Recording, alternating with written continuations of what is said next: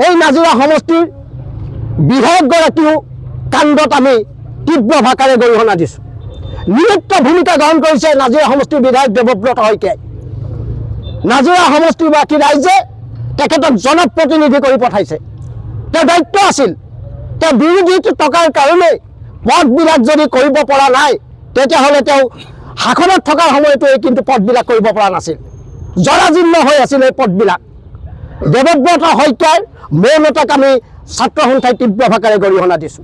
আৰু আজি আপোনালোকৰ মাধ্যমৰ জৰিয়তে স্পষ্ট কৰি দিছোঁ, লোক নিৰ্মাণ বিভাগৰ কিন্তু কাৰ্যবাহী অভিযন্তাগৰাকী ইয়ালৈ আহিব লাগিব। আৰু সমজিলা আয়ুক্তগৰাকীয়েও কোনো ধৰণৰ ব্যৱস্থা গ্ৰহণ কৰা নাই। আগত আমি যেতিয়া নাজিৰা মহকুমাধিপতি আছিল, এনেকুৱা পদবিলাক মেৰামতি হোৱাৰ সময়ত লোক নিৰ্মাণ বিভাগ আৰু এই ঠিকাদাৰী প্ৰতিষ্ঠানবিলাকক মাতি আনি জবাবদিহি কৰিছিল। কিন্তু এতিয়া সমজিলা আয়ুক্তগৰাকীয়ে নিৰুক্ত ভূমিকা গ্ৰহণ কৰিছে। আমি জনসাধাৰণক কষ্টত ৰখাৰ আমাৰ ছাত্ৰ সন্থাৰ কাম নহয়। আজি এই পথচাৰীসকলক আমি দুখেৰে আমি ক্ষমা বিচাৰিছোঁ।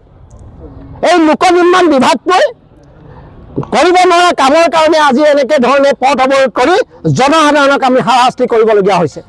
তাৰ বাবে ছাত্ৰ সন্থাই দুখ প্ৰকাশ কৰিছোঁ। কিন্তু জিলা মহকুমা প্ৰশাসনৰ মানুহ আৰু লোক নিৰ্মাণ বিভাগ আৰু ঠিকাদাৰ প্ৰতিষ্ঠানটোৰ ইয়াৰ যিসকল বিষয়া সেইসকলে আহি পেলাই আজি কিন্তু আমাক উত্তৰ দিব লাগিব। কিমান দিনৰ ভিতৰত কোন ঠিকাদাৰে এই কাম লাভ কৰিছে, কিমান টকাৰ আহিছে, এই কথাবিলাক কিন্তু আজি ৰাজহুৱাকৈ কৰিব লাগিব। ঠিকাদাৰ আহিছে, ঠিকাদাৰ গৈছে। চাউলম চুকাফাই নাজিৰাবাসী ৰাইজৰ কাৰণে সন্মান হিচাপে সম্পদ হিচাপে আমি চুকাফাৰ প্ৰতিমূৰ্তি উদ্যানস্থলী পালোঁ। আমি ভাবিছিলোঁ তাৰ আগতে মহকুমা প্ৰশাসনে এই পথটো মেৰামতি কৰিব, কিন্তু নিৰ্লজ্জভাৱে মহকুমা প্ৰশাসনে আৰু লোক নিৰ্মাণ বিভাগে কিন্তু পথটো নিৰ্মাণ নকৰিলে। আজি পথ অৱৰোধ কৰিছোঁ, কিন্তু পথ অৱৰোধৰ জৰিয়তে আমি যেতিয়ালৈকে উত্তৰ নাপাম কিন্তু পথ বন্ধ কাৰ্যসূচী উঠাই নলওঁ। স্পষ্ট কথা। আৰু তেল আৰু প্ৰাকৃতিক গেছ নিগমকো আমি সকীয়াই দিব বিচাৰিছোঁ। নাতিদূৰত অসমৰ তেল আৰু প্ৰাকৃতিক গেছ নিগমৰ মুখ্য কাৰ্যালয় আছে। তেওঁলোকে কিন্তু এই পথটো মেৰামতিৰ কাৰণে কোনো ধৰণৰ ব্যৱস্থা গ্ৰহণ কৰা নাই। আৰ্থসামাজিক দিশত ONGC বহু কাম কৰিবলগীয়া আছিল। তেওঁলোকে সেইবিলাকৰ পৰা বাদ দি এই পথটোৱেদি অধিক গধুৰ যান বাহন চলাচল কৰে তেওঁলোকৰ। তাৰপিছতো কিন্তু তেওঁলোকে এই পথটোৰ মেৰামতিৰ কাৰণে ব্যৱস্থা গ্ৰহণ নকৰিলে। ধিক্কাৰ জনাইছোঁ, গৰিহণা দিছোঁ।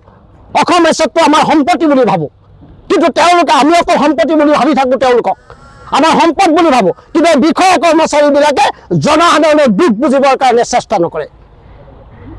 গৰিহণা দিছোঁ, লোক নিৰ্মাণ বিভাগৰ কাৰ্যবাহী অভিযন্তা আহিব লাগিব, শীৰ্ষ বিষয়া আহিব লাগিব সমজিলাৰ। আৰু যেতিয়ালৈকে আমি উত্তৰ নাপাম তেতিয়ালৈকে কিন্তু পথ বন্ধ কাৰ্যসূচী উঠাই। আজি নাজিৰা আঞ্চলিক ছাত্ৰ সন্থাই নাজিৰাবাসী ৰাইজৰ সহযোগত ঐতিহাসিক ধুদৰালি পুনৰ নিৰ্মাণৰ দাবীত আমি পথ অৱৰোধৰ নিচিনা জংগী কাৰ্যসূচী হাতত ল'বলগীয়া হৈছে। অসম চৰকাৰখনক গৰিহণা দিছোঁ। ডক্টৰ হিমন্ত বিশ্ব শৰ্মাৰ নেতৃত্বাধীন অসম চৰকাৰখনে অসমৰ বিভিন্ন জিলাবিলাকত সুন্দৰকৈ পথ নিৰ্মাণ কৰিছে, কিন্তু তাৰ পৰিৱৰ্তে ঐতিহাসিক শিৱসাগৰক মাহীয়াই দৃষ্টিৰে চাইছে। আজিও শিৱসাগৰৰ মূল ঘাই পথবিলাক জৰাজীৰ্ণ, ৰাস্তাত যাতায়াতৰ অনুপযোগী হৈ উঠিছে। তাৰ বাবে আজি ছাত্ৰ সন্থাই ক্ষোভিত হৈ পেলাই আজি পথ অৱৰোধৰ নিচিনা কাৰ্যসূচী গ্ৰহণ কৰিবলগীয়া হৈছে। পুনৰবাৰ কৈছোঁ, অসম চৰকাৰক ধিক্কাৰ দিছোঁ। ডক্টৰ হিমন্ত বিশ্ব শৰ্মাৰ নেতৃত্বাধীন অসম চৰকাৰখনক আমি ধিক্কাৰ দিছোঁ, গৰিহণা দিছোঁ।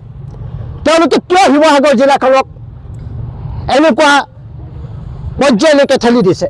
ঐতিহাসিক শিৱসাগৰ এটা সময়ত 600 বছৰীয়া আহোম ৰাজত্বৰ ৰাজধানী শিৱসাগৰ আছিল। আজি কিন্তু 33খন জিলাৰ পিছত একেবাৰে উন্নতিৰ জখলাত যদি আমি চাওঁ, শিৱসাগৰ জিলাখন একেবাৰে শেষৰখন জিলা হ'ব। উন্নয়ন নাই। আৰু তাৰ লগে লগে এই শিৱসাগৰ জিলাৰ নাজিৰা লোক নিৰ্মাণ বিভাগ আৰু শিৱসাগৰ লোক নিৰ্মাণ বিভাগ কিন্তু বহি খোৱা বিভাগলৈ পৰিণত হৈছে। এই কথা এই ৰাষ্ট্ৰীয় এই ঘাইপথবিলাকে প্ৰমাণ কৰি দেখুৱাইছে। বিভিন্ন সময়ত আমি স্মাৰক পত্ৰ দিছোঁ, কিন্তু তেওঁলোকৰ কোনো সদিচ্ছা নাই, আন্তৰিকতা নাই। আৰু পথবিলাক নিৰ্মাণ কৰিবৰ কাৰণে যিসকলে আবণ্টন পাইছে তেওঁলোকক ব্যৱস্থা গ্ৰহণ কৰিব পৰা নাই পথটো নিৰ্মাণ কৰিবৰ কাৰণে। লোক নিৰ্মাণ বিভাগক ধিক্কাৰ দিছোঁ।